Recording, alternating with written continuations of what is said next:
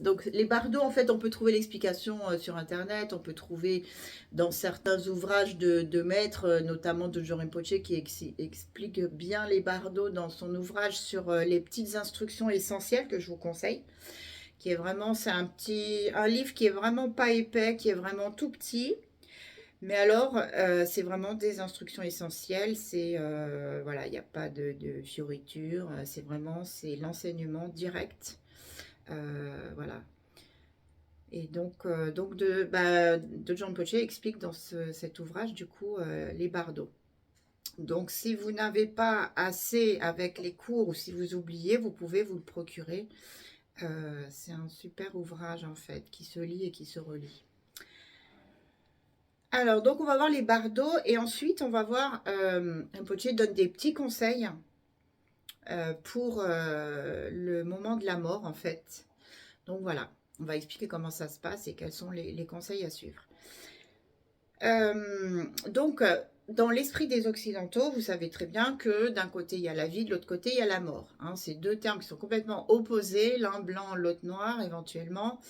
Et en fait, dans l'esprit des Occidentaux, eh bien, la mort, souvent, c'est considéré comme un anéantissement définitif de l'individu, de l'existence. Bon, de l'existence présente, oui, mais en tout cas, l'individu est anéanti après la mort, il n'y a plus rien. Voilà, c'est terminé, c'est fini. Or, dans la tradition tibétaine, eh bien, l'existence, en fait, c'est un continuum. C'est en fait une suite d'états d'esprit. Alors, on peut aussi dire de champs d'expérience qu'on appelle les bardos. Alors, bardo, c'est un terme tibétain qui veut dire un intervalle ou un état intermédiaire.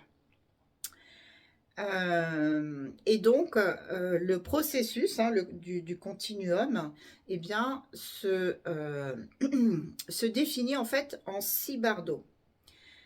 Alors, quels sont ces 6 bardos? Tout d'abord, on a le bardo de la vie. En tibétain, on l'appelle le Kyeshi bardo.